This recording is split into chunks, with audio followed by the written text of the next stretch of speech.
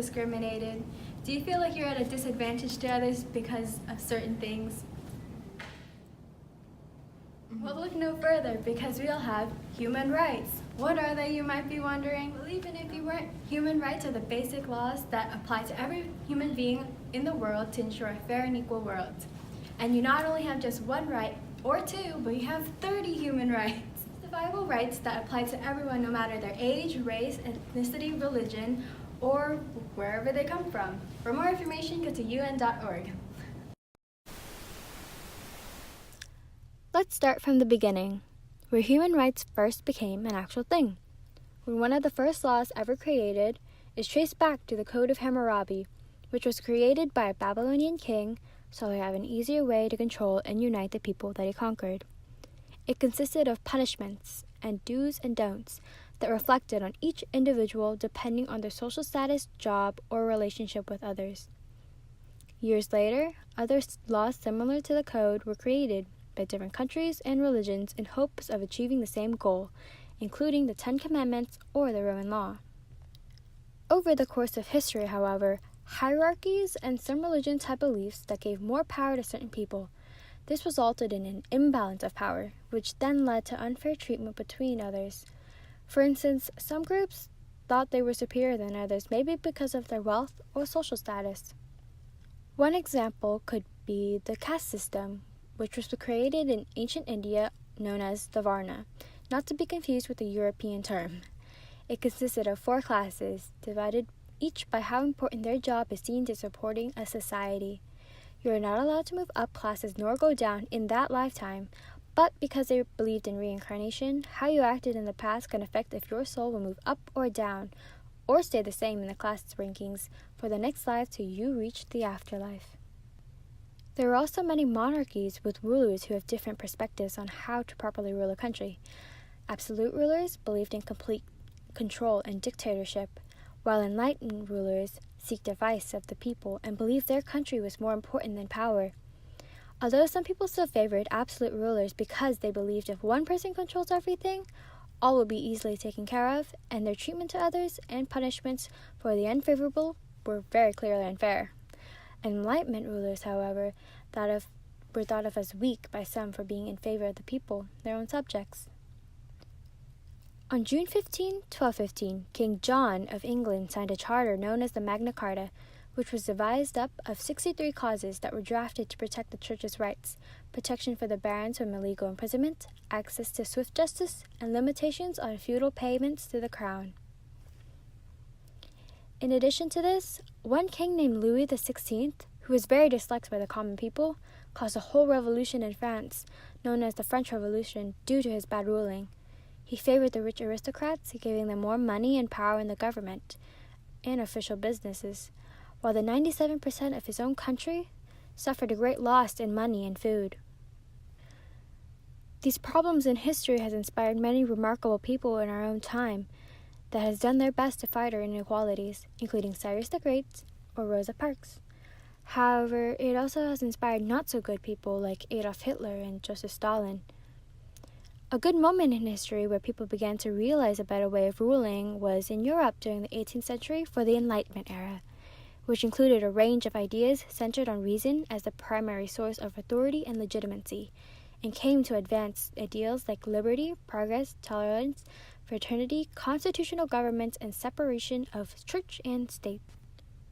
After centuries of many wars and revolutions, nations have come together to form treaties and reforms like the UN. This helped keep a peace between certain countries that have signed up, and will prevent any more future world wars from happening. The end.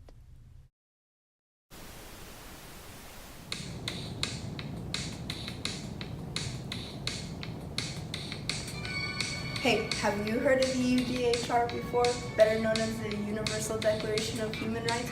If not, today's your lucky day because we're here to tell you all about it. First, let me give you a bit of background on what it actually is. The Universal Declaration of Human Rights is a historical document that was created by the United Nations on their Third Assembly on December 10, 1948, to ensure everyone on their human rights. First, let me give you a bit of background on what it actually is. The Universal Declaration of Human Rights is a historical document that was created by the United Nations on their Third Assembly on December 10, 1948, to ensure everyone on their human rights. Countries, 48 voted in favor, 8 abstained, and 2 did not vote. It was also a milestone document in the history of human rights. In fact, there is an International Day dedicated to the adoption of this document on December 10th. Many people have formed groups to stop some of the major issues like social, cultural, and racial discrimination, discrimination against all women, torture, or other cruel, inhuman, or degrading punishments or treatments, and child labor. There are 30 laws in total, but we here at Through the Screen believe there are 5 most important ones.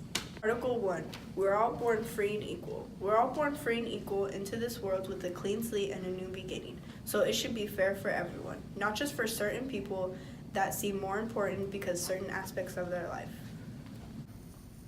Article 2. Don't discriminate. Just because someone looks, acts, believes, or speaks differently than you doesn't mean that you should judge them or downgrade them in any way.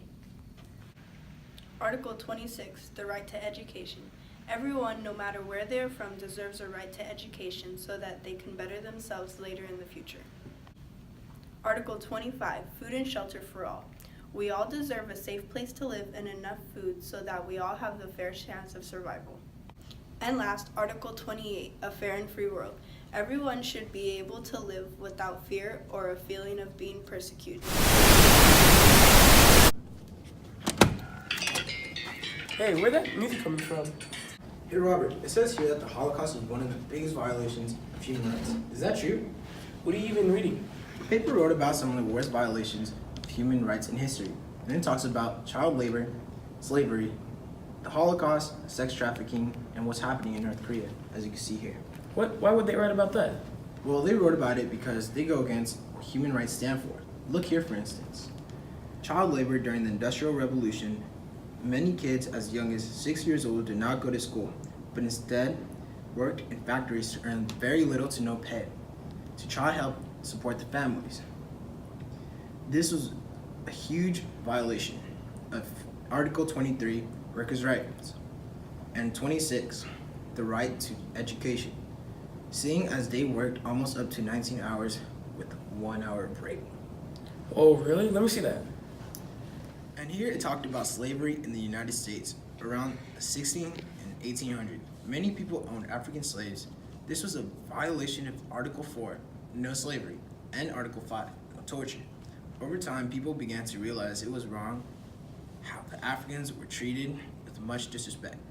So many stood up and fought for the equality, and slavery was abolished around the 1800s. Look here, it also talks about the Holocaust too, known as one of the most terrible violations in history. It was all started by a man named Adolf Hitler that wanted to cleanse the world of Jews, homosexuals, communists, and many more.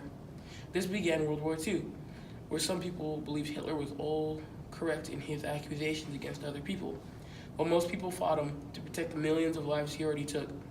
This was a violation of Article 15, right to a nationality, Article 18, freedom of thought, and Article 19, Whoa. freedom of expression. Whoa, and sex trafficking, one of the most modern problems in our time. This constantly happens all over the world, almost more than 27 million people across the world, the majority consisting of women and girls. They are seen as objects, and their bodies are sold and bought by horrible people to do terrible things, violating Article 9, no unfair entertainment. Don't forget about the conflicts in North Korea. There's been much chaos by being a threat to countries because of their development in nuclear weapons. But the way they treat their people is very inhumane. The 25 million or more people that live there are not able to leave without receiving threats from higher authorities. This is a violation of the right of freedom of movement. Women in North Korea are also face a range of sexual or gender-based abuses, as well as violations or other rights in common with the rest of the population.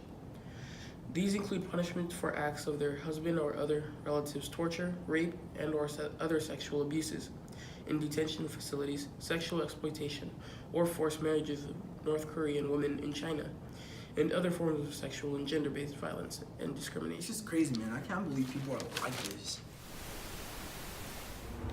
Did you hear about the protests on women's rights? No, I haven't. What is it all about? Basically, a lot of women were protesting that they still don't have all the rights men do. Like, we still get paid less in some work situations, and our purchases are higher than men. It was pretty big. Do you really believe women should have the same rights as men do? Well, we can do all the things men can do. Can they really do everything a man can do? Like, I don't know what he was thinking. Like, he knows how that makes me feel. I really don't think women can do everything a man can do. Like, what's the Do you big deal? disagree with the women's rights? Do you agree or disagree with the LGBTQ movement? Well, with that I agree with, because I believe people should have freedom of expression, you know? Like, it's a basic human right. Yeah, but some people in some countries aren't able to show that because they think that the same-sex marriage is wrong. Yeah, that's not right. But they should change it. But have you heard about poverty? Yeah, poverty in Africa, some people live off $2 or less a day. Yeah, they don't really have a reliable food source or water source. And they really don't have a good shelter, you know? It caused very widespread hunger. Yeah. Well, anyways, with that, I'm getting on to watching. Welcome back to Third Screen. Today we have special guests Robert and Ramiro here to talk about human rights. Hi, thanks for having us. So today I wanted to bring up the topic about human rights for our future. Because as you know, in the past, human rights has been a roller coaster of events. So how does human rights look for our future? Well, I personally believe that human rights isn't on the right track because there are still major problems that lean towards violence based on recent events. Human rights hasn't improved for about 100 years. We still have problems with discrimination, people not being able to speak their minds freely, and even certain people not even being able to dress what they want because it's against the norm. There's still slavery, child labor, racism, and many more in other countries. Would you like to explain a little bit more on that? Well, one example in the U.S. right now could be our U.S. President Donald Trump. He has made some major degrading comments toward women that could change the way young girls think about themselves. He has also abolished laws that seem to better our society, but in the big picture, make lives worse for some people. He only cares about making money for America instead of really caring for the people that live in America. All right.